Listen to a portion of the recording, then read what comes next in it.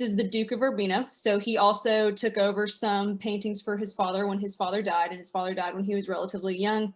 He went into the care of his stepmother eventually and stayed with her and kind of ran the family workshop and business when he was not an apprentice under Perugino.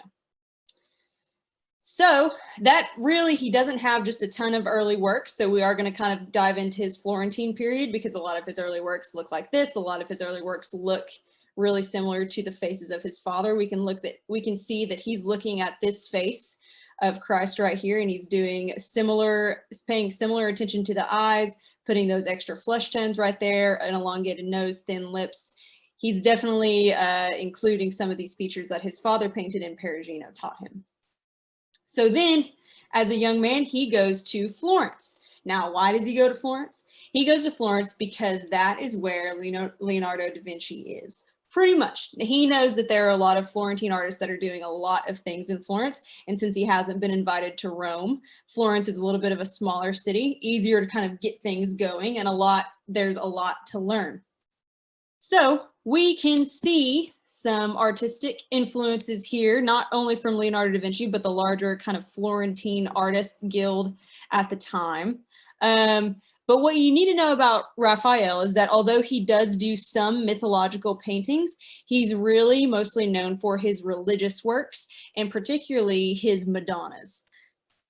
I would say that Raphael is probably the primo Madonna Renaissance painter. When you see an exceptional and more realistic, or at least naturalistic painting of a Madonna and Child, which is just the Virgin and the Christ Child. Sometimes it's the Virgin, Christ Child, and like a very young John the Baptist surrounded by angels. When you see those, it's most likely Raphael. Now, there are a lot of other painters that painted Madonnas, but Raphael painted a lot. So Raphael quickly became pretty successful in Florence, and he got quite a few commissions right off the bat. Now we can see that the crucifixion and the coronation of the Virgin, these were very big thematic elements in Renaissance art. And so what Raphael is doing here is he's trying to break into this Florentine style of art, which was very much focused on color specifically, and we will come to know that it's also focusing on disegno as Michelangelo kind of gets his traction. And disegno is just this idea and spirit of design. And when I say design, it's intense movement. So very complicated body positions. We'll see Raphael kind of channel a little bit of Michelangelo's work as we go to Rome during his Roman period, and that's where he actually dies.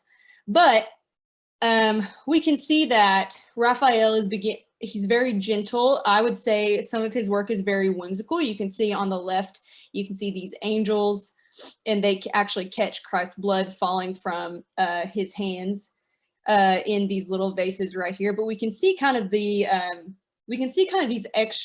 extra details that Raphael employs that are just really meant to make the work really creative. We can see how the ribbon curls, that's not natural, that's not realistic.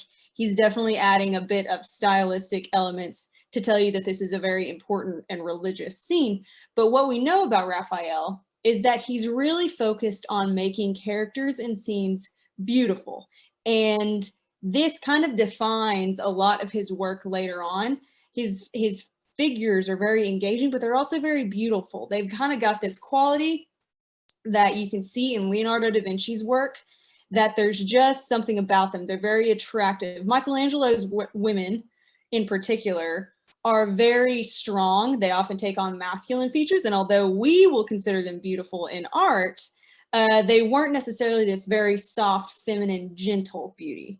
Raphael is kind of known for that even his men are a bit, not necessarily feminine, but they're a bit gentle, soft, and sometimes that's color. Sometimes that's just how soft and smooth their faces are. You'll definitely see that as we go to his work. So on the left, we can see this is the wedding of the Virgin, and on the right, this is St. George and the Dragon. So I told you that he is really known for his religious paintings. Now, St. George and the Dragon is a myth based in the Christian religion. So it doesn't have much to do with classical antiquity, but we know that Raphael will engage with that subject later on because it is the humanist Italian Renaissance, right? But we can definitely see that in Florence, he's engaging with this idea of linear perspective. We can see that in this left in the Wedding of the Virgin. You can see the steps in the courtyard and how they recede into the distance. He's not necessarily employing that much atmospheric perspective. We can really only see that in the distant mountains and kind of the lighter blue tint that they have. He's really focusing on linear perspective, putting larger figures in the foreground and these receding lines in the background to give us this perspective of distance and depth. And he learns that from none other than Leonardo da Vinci, which we've gone over. And I told you that Leonardo kind of incorporated this idea of a balanced triangle pyramid shape in his works, and that's why his works are so engaging. They seem balanced. The eye can circle around the pictures or the paintings really easily. Raphael is employing some of that. And in his St. George the Dragon, I just wanted to give you an example that he does sometimes engage with various mythologies in both classical antiquity and in the Christian religion, but those were not as popular as his religious paintings. And we know that because the church often, various areas of the church often commissioned work from him. So these are two of his women, and I kind of wanted to show you what I was talking about, that he's learning a little bit from Leonardo da Vinci right now. Now, we'll look at this woman on the left first. We can see that she's got very soft, supple skin, very convincing skin tones. We can see that characteristic blush. That blush is actually what Leonardo da Vinci was known for, and Raphael began to use it and somewhat mimic it in his work. And Raphael is fun to study because he's got his own style, obviously, but he also incorporates different elements from different painters. He was always learning. He was naturally curious. And he was not necessarily intent on building this, intense artistic name for himself, kind of like Michelangelo was. He was somewhat, I suppose you could call him, a free spirit of the Italian Renaissance. He was always willing to learn, and he pokes fun at his fellow artists. He definitely pokes fun at Michelangelo for being a drama queen, as he should. Was definitely along for the ride and having fun doing what he was doing. We can see in this figure on the right, Leonardo da Vinci was known for not really extreme design, so not really disproportional or almost impossible movements like Michelangelo was, and making them somewhat convincing, but he was known for this type of serpentine bodily movement that follows the hips, and it goes up to the chest and comes back to the shoulders and back to the head. So we can see this S shape taking form, and this shape is what Leonardo da Vinci was also known for. So we know that Raphael is kind of building his own brand, building his own style, but he's learning from people that have come before him, like Perugino, his father, and Leonardo da Vinci. This is probably one of his most famous works, particularly from his Florentine period, called Madonna of the Meadow. I'm sure this is not the first time you guys have seen this, but it's definitely employing the same pyramid style that Leonardo da Vinci was also known for. And we can see that from the tip of her head. If we go down the left, we go to John the Baptist's halo, right? And go to his feet, go over, and then we come back up to the Madonna's head, extending from her foot. And this gives, no matter what's going in the background, this gives a very balanced and compositionally attractive painting that people are very engaged with. When you even look at an abstract painting and somehow it's balanced, that catches our eye, right? It doesn't seem so chaotic. And even though some art movements emphasize this kind of abstract chaos and it's, symbolism for whatever idea they're trying to get out there, what Renaissance masters and Renaissance artists were really interested in was this idea of applying math and certain linear perspectives in these pyramid schemes to their compositions in order to make them more engaging, more naturalistic, and as if the viewer could hop in and just have a conversation with these pieces. So just remember that he is learning from Florentine artists, particularly Leonardo da Vinci at this time. And I wanted to show you another famous religious kind of scene and religious aspect of the Renaissance, which was the deposition of Christ. And this just means when they're taking him from the cross and going to bury him in his tomb. That's what the deposition is. We can see that he's very much paying attention to this trend of depicting Christ as dead, and we can see that he's experimental with his skin tones right here. So we can see Mary, we can see his mother right here in the center. She's very pale, she's very beautiful, much like all of Raphael's women. We can see some of these skin tones are a little bit warmer, but they don't take on this kind of greenish yellowish hue that Christ is. Now, there aren't just a ton of artists that are doing this. I think Raphael is one of the first that kind of employs this idea of death in the skin tone itself. Not very many artists that came before him were doing this at the time. So this is pretty exceptional that he's not just implying death by just the weight of Christ's body, but also by that skin tone, that kind of cold, dead look that bodies do tend to take. So he's very interested in depicting him this way. Now, this brings us to, this brings us to Raphael's Roman period. Now, his Roman period is really probably defined by all of the Raphael, they're affectionately called the Raphael rooms in the Vatican. His most famous are going to be found in the Stella della Signatura, which I will explain exactly what those are in just a second. But if you Google Raphael rooms, you can Wikipedia them, or you can Google them. There are tons of them, and everyone is absolutely spectacular. By the time that he goes to Rome, he really finds his stride. And at the time that he painted all of these rooms, or most of these rooms, particularly the Stella della Signatura, he was working at the same time as Michelangelo.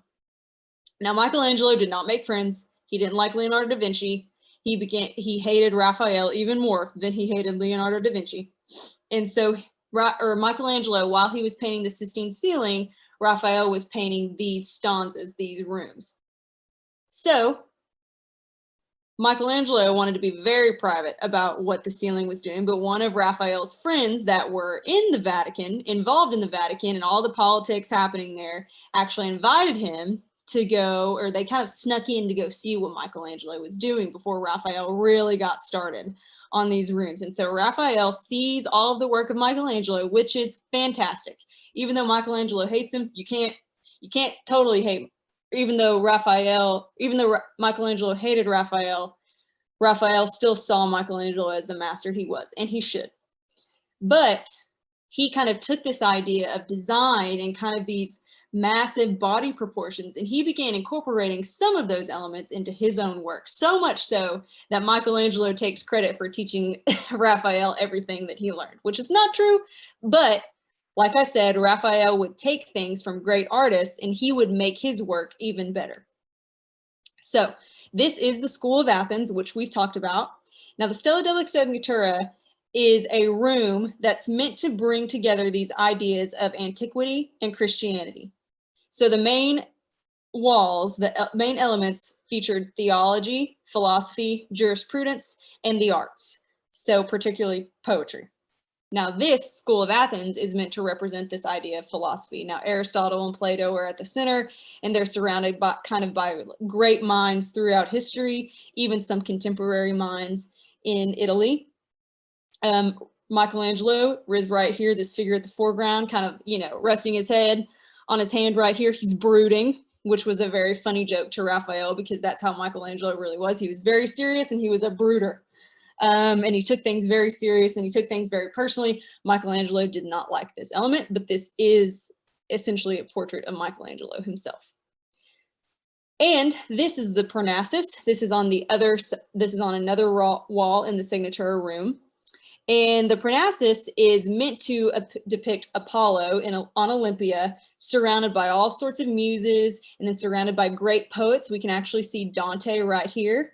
We can see Virgil right here in the center in this blue coat. So we can see some poets from history, and then we even see some contemporary Italian poets surrounding him.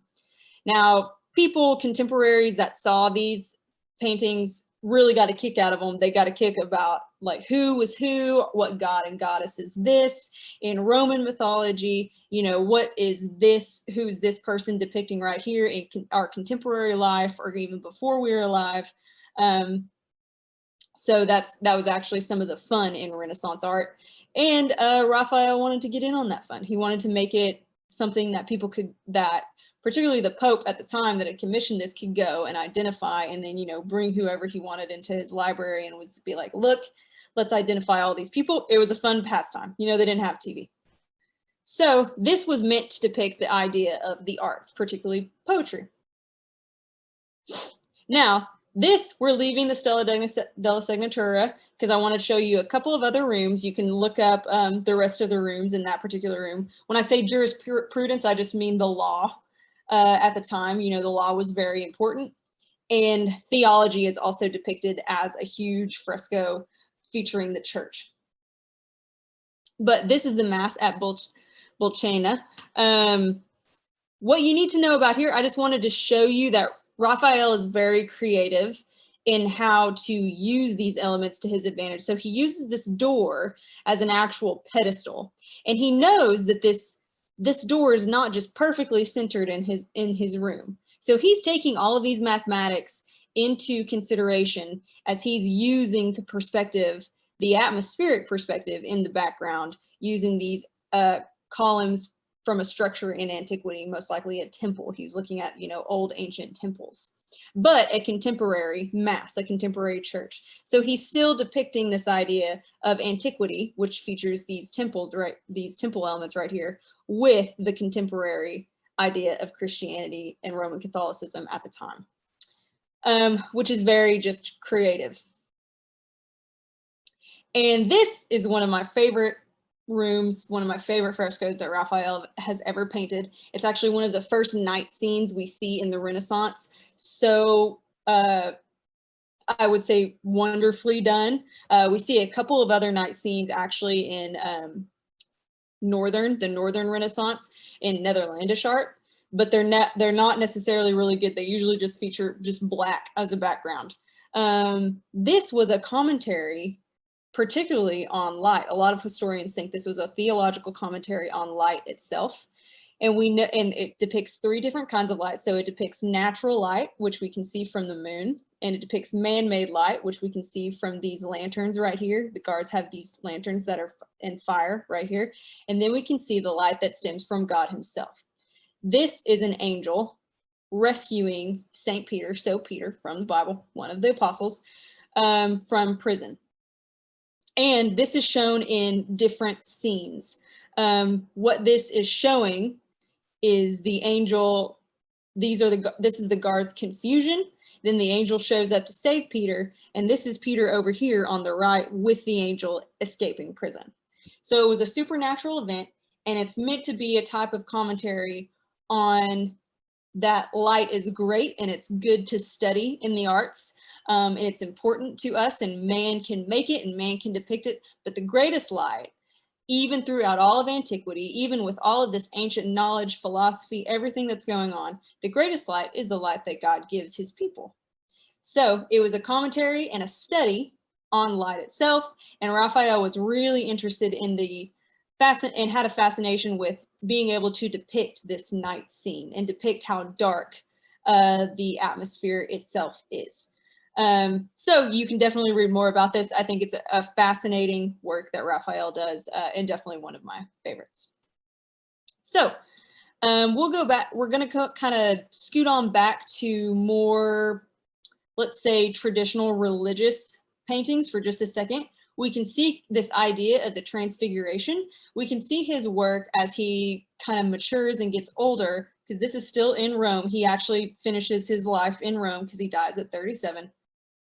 So we can actually see that these registers are the same that he had during his Florentine period, but they're a bit more natural, right? We can see that the registers are actually part of the landscape, and then the supernatural is kind of Christ in the clouds.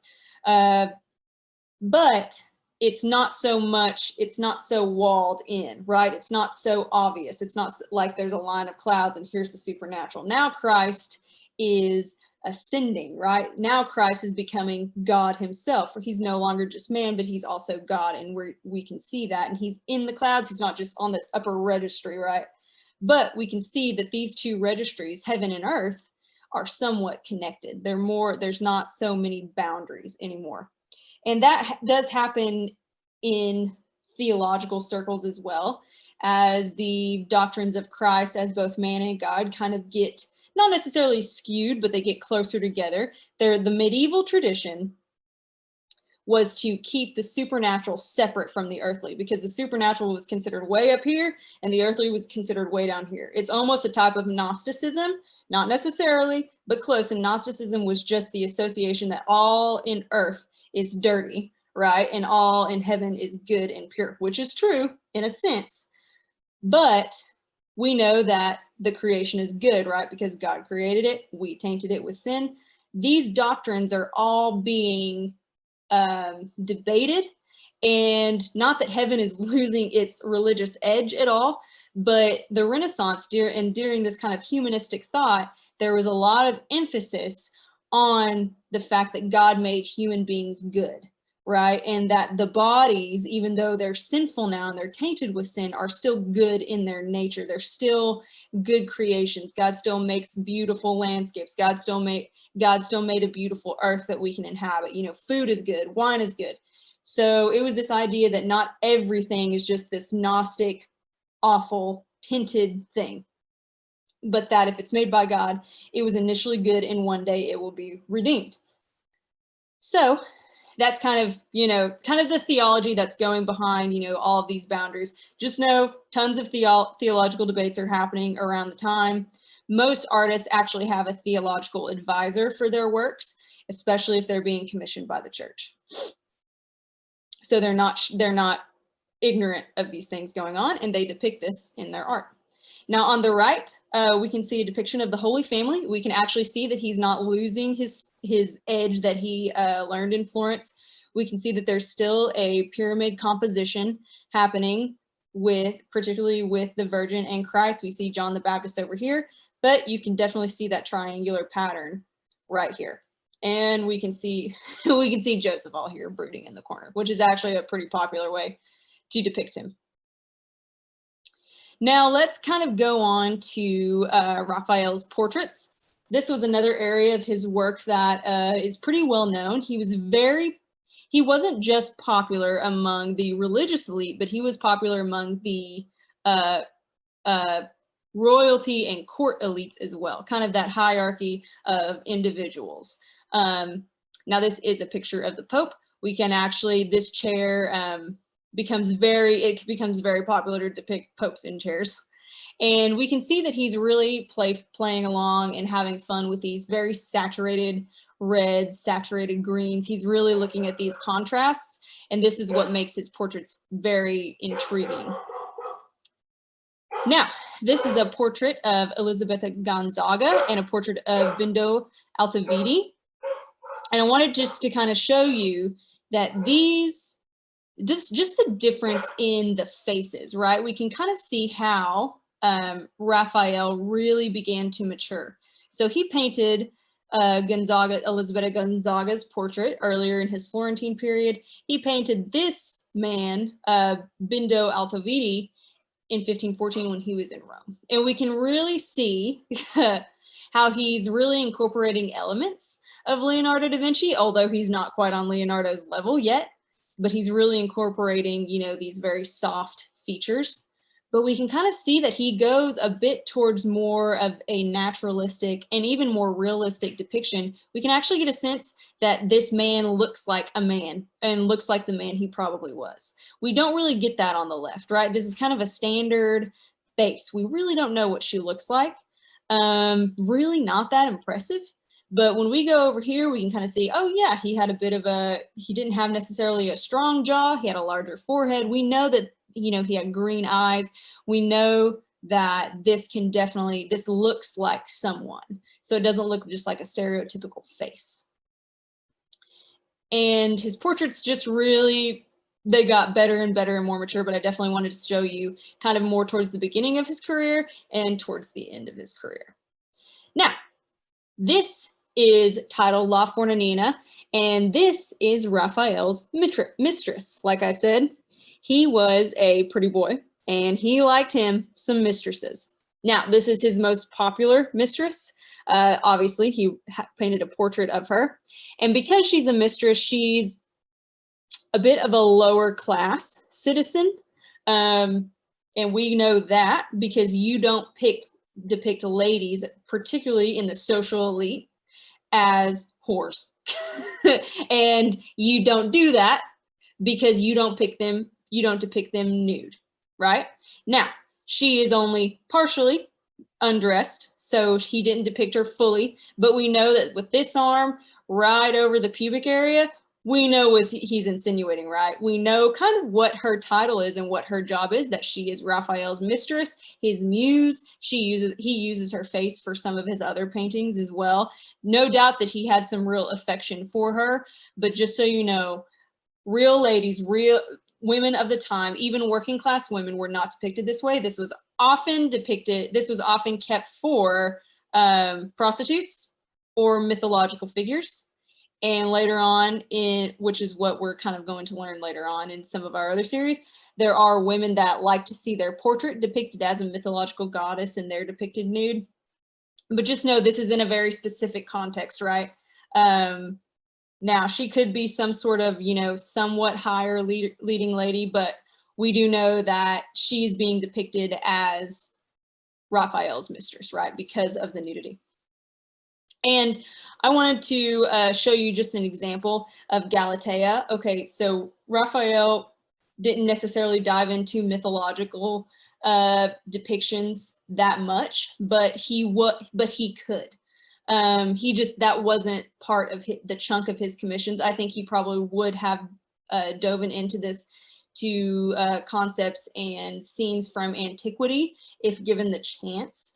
But like I said, he died at 37. So there's just not a ton of his work, even though he was a prolific artist. He does leave behind a lot. He did die relatively young. Michelangelo and even Leonardo lived until their 80s. And now Leonardo didn't paint. He painted very slowly, so he didn't leave behind a ton of works. But Michelangelo left behind a ton of stuff that we can study. Raphael did not. Raphael left a lot behind for just being 37 when he died, but it would have been something to see how he would have kept maturing as he continued as an artist and continued on the path he was going. Now, Raphael was, like I said in the beginning, he was very popular. He was much more popular than Michelangelo at the time. Michelangelo, when he first got to Rome, had 0 commissions for like 3 to 4 months. Raphael, when he got to Rome, because he was requested, was automatically hit with like 10 commissions. Maybe not that much, but you get my drift. People were very interested in Raphael's work at the time. And that's because Michelangelo's work during the High Renaissance was very edgy. Okay, he was playing with nudity a lot. The Catholic Church, even though there's a lot of nudity in Renaissance art, the church was not about it. They expected an idea of decorum. You can't depict certain religious figures nude or naked, Michelangelo, but Michelangelo wanted to do his own thing. He was remembered as, all of his women were very muscular. You can actually see some of that work in Galatea as well with Raphael's work here on the right. We can see the muscles kind of in her abdomen and her hips, and we can see it in her shoulders as she crosses her arms. And so we know that Raphael was incorporating some of the Michelangelo-esque figures of that musculature. But what Michelangelo was doing in Rome, even though historians kind of clung to it until the 1800s, they kind of ignored Raphael for the most part because he died so young and Michelangelo was so prolific.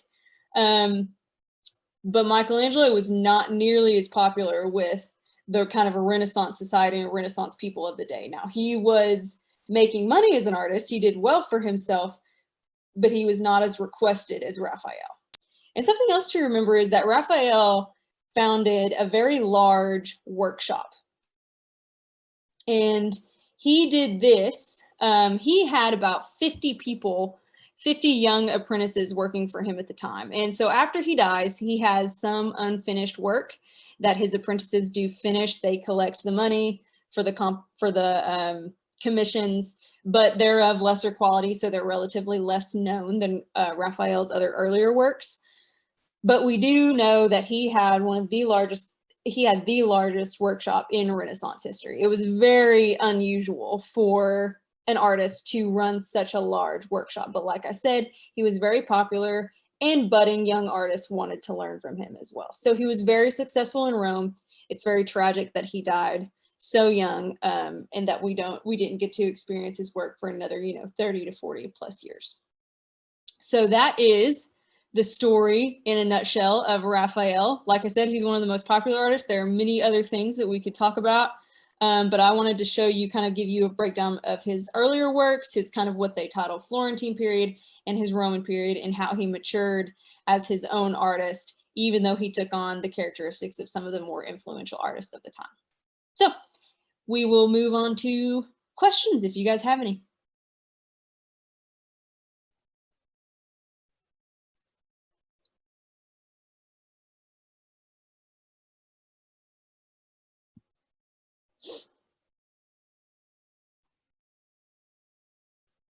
No questions?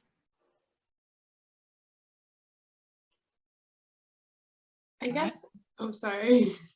Go ahead, Hannah. I could ask a question. I guess I joined a bit late, so maybe I missed some of it, but I know you were talking about the way that Michelangelo represented women as like more masculine. Mm-hmm.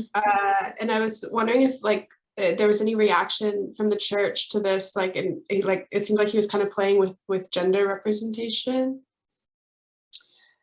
No, there's not much commentary, which there could be that historians have not found, of course, but there's not much commentary in terms of women taking on more masculine features, mainly because throughout Renaissance art and even in some medieval art, men took on more feminine features in order to seem young. So Donatello's work of David, when he's a young boy, is very sexualized, and it's so sexualized because he's very feminine. He's got very soft hips. His, I don't know how to say this, but his penis is very small. So it's almost an erasure of gender itself. And it's a commentary of kind of the young boy that he was. And so some see it as kind of this very sexually explicit sculpture. Some see it as just depicting David as a young man. And so there was an interplay between depicting certain women and men with masculine or feminine characteristics.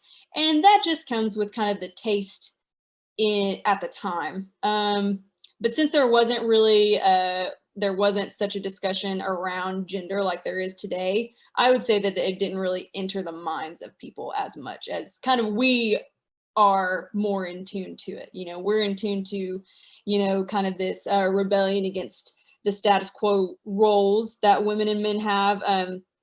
It was so defined then, the roles that men and women played, that you could definitely play with more in art and the visual arts and not necessarily get lambasted. Michelangelo was more, he got in trouble, like I said, for being so, for having a lack of decorum in nude figures featuring religious figures. So he got more flack for that than anything. But there's definitely a commentary in Vasari, who was kind of this proto-art historian, does comment, that these masculine features in women are even more attractive. And that came from this idea that the masculine body at the time was actually the ideal body. And that Eve, the feminine body, right, was the one that caused, man to sin and fall into sinful humanity. And so there was this theological and physical idea that the masculine body was actually ideal. And so we think that that's where a lot of the masculine traits came from in Michelangelo's female figures in particular. Thank you. I hope that answers your question. Yeah, that's really interesting. Thanks.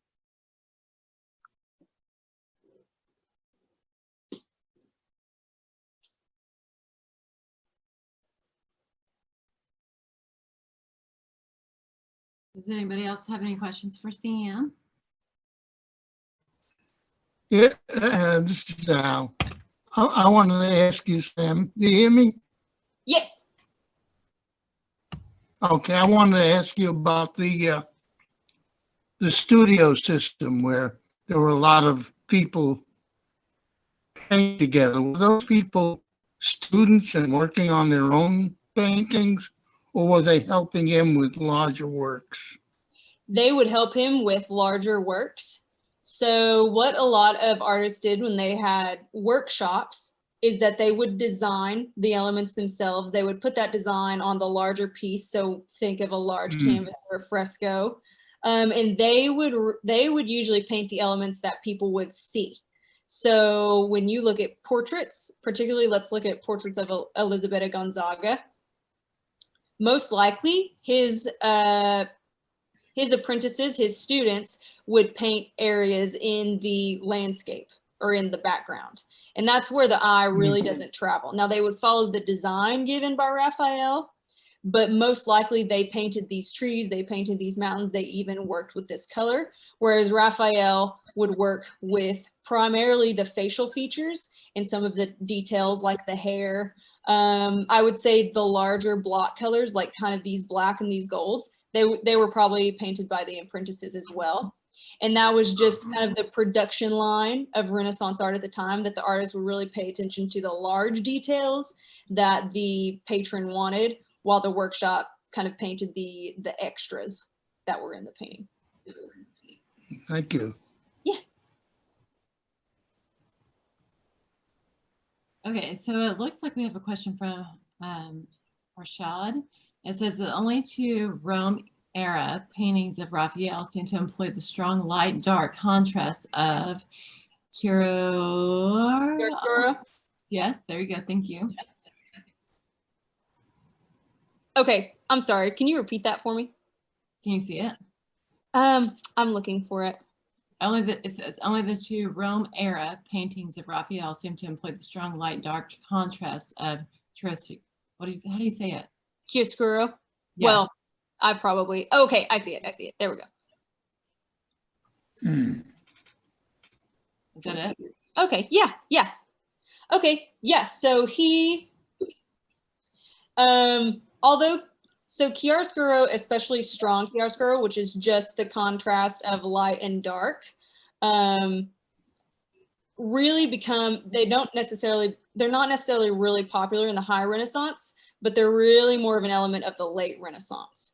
Now, artists were definitely playing with this idea, but these extremes of really subtle or really supple velvety blacks. Now, they didn't use black necessarily. They would use dark blue, dark greens to employ this very intense light. It wasn't until Caravaggio came and really started using like true blacks.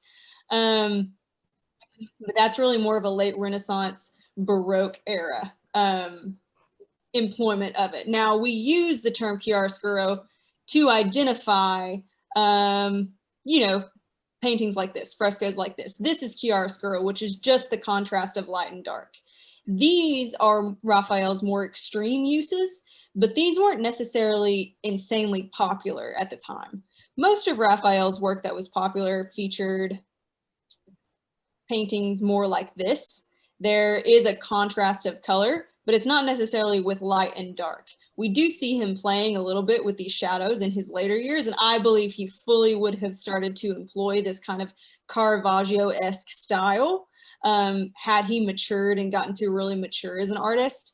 But all of his works employ the idea of chiaroscuro. These are just extreme examples. But you can even see in Leonardo da Vinci's work that he does employ chiaroscuro as well. Now, the contrast of light and darks in frescoes are very difficult to do, which is why his painting featuring St. Peter is such a kind of a monumental work, right? That he's employing this idea of light and darkness in a fresco, which are characteristically, because you use different kinds of paint, you use a different kind of adherence. You have to paint when the fresco wall itself the plaster is wet. So the colors are not quite as saturated. Now, these are very saturated. Some of these pictures are not the best quality, but we do know that oil is really the medium that when you want a lot of saturation, that's what you use. But he does start to employ this idea of chiaroscuro a bit more as he ages and matures as an artist. But you also have got to remember it's dependent on what the patron would want. And so some patrons wanted a very bright, saturated painting. Chiaroscuro employs a lot of drama, which is why Caravaggio liked it so much. We can kind of think of the we can kind of think of St. Paul and the saving of St. Paul in Caravaggio's work. It's almost just a black background with intense light just beaming down. But that idea did not become very popular, or that style was just beginning to pick up with Caravaggio in kind of the late Renaissance, early Baroque. So I hope that answers your question. Chiaroscuro is always employed by Renaissance artists, and it's always kind of developing and maturing. But these are just very extreme examples, and they're just part of how talented Raphael was. But this wasn't necessarily just the taste at the time either. So people still wanted these very rich, saturated, gentle colors. They weren't necessarily looking to this dramatic Baroque-esque type style quite yet. But that definitely came right around the late Renaissance, right around 1580s. What was Raphael's favorite medium? Was oil not used as much in the High Renaissance? I don't think Raphael, I don't know if there's any evidence that he had a favorite medium. I would be curious to know if he had a preference. I know that Michelangelo liked sculpture much more than he liked painting, but when it came to painting, he didn't really care if it was fresco or oil. Raphael did dive into architecture a bit, but he primarily stayed with painting, and I don't know what would be his favorite, because we've got the Raphael rooms, which are stunning and they're all fresco. But then we've also got a lot of oil paints from him. I don't know that he necessarily had a preference. I think what I personally think is he liked working with people and he liked to deliver. So he liked a good challenge. So I'm sure he enjoyed painting with fresco because that was kind of the first time that he got to employ that medium in particular. But I don't think he necessarily had a favorite. Oil was used quite a bit in the High Renaissance, but just that dramatic style of chiaroscuro was not necessarily preferred until the late Renaissance. It was almost as if that dramatic use of light and dark was being developed during the High Renaissance, kind of during the time of Leonardo, Michelangelo, and Raphael, but it really didn't become kind of the taste of the time until, really the late Renaissance. And that's just a cultural preference, and that's why we love the Renaissance, because it builds on these cultural ideas, and the style and the preferences change so quickly. So that's really why we call it the Renaissance, kind of the rebirth of art itself. And so many things happen just within a period of 200 to 300 years, and preferences changed and styles changed. But oil was used a lot in the High Renaissance. Well, they didn't have the idea of modern day acrylics. They had tempera painting, which is kind of a different type. But oil was definitely a fine art medium at the time. So it was used all the time.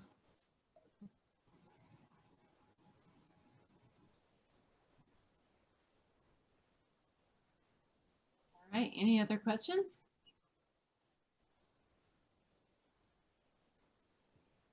Well, okay, so Sam, thank you. You did a great job. So obviously I have to put in some plugs. So here we go. So this weekend we have Caitlin Nick, who is doing our outside mural on RAM. So, like every couple of years we'll have a new muralist come in. She's from Oklahoma City. You can look her up. So her name is Caitlin Noel Nick, and she's doing some abstract art. So she'll be here tomorrow from 9 to 6, and then Saturday 9 to 6, and then whatever she needs to finish up on Sunday. It's outside, so it's obviously social distancing, and if you want to wear your mask, you can. If you don't, that's okay too. We're outside. Come by, look at it. It should be pretty cool. She's a great artist. Go and check her out. Eventually, in a couple of years, after we have our rotation of exhibitions, we plan on having her in there, and she has a lot of really, really cool installations that she does. So keep her in mind. Let's see, we've got RAM Sketch. This comes out next Tuesday, which our Hannah will be doing. Hey, Hannah. And she's going to do urban sketching. So, she's gone through some different first point, second point sketching, and then now she's at perspectives, and then now she's at Urban Sketching. So check her out. It's free online. And then next Thursday, we have the Butter Woman with Explore Arkansas Art. Her name is Caroline. What is her last name? Sam Brox? Shaw. Is it Caroline Shaw?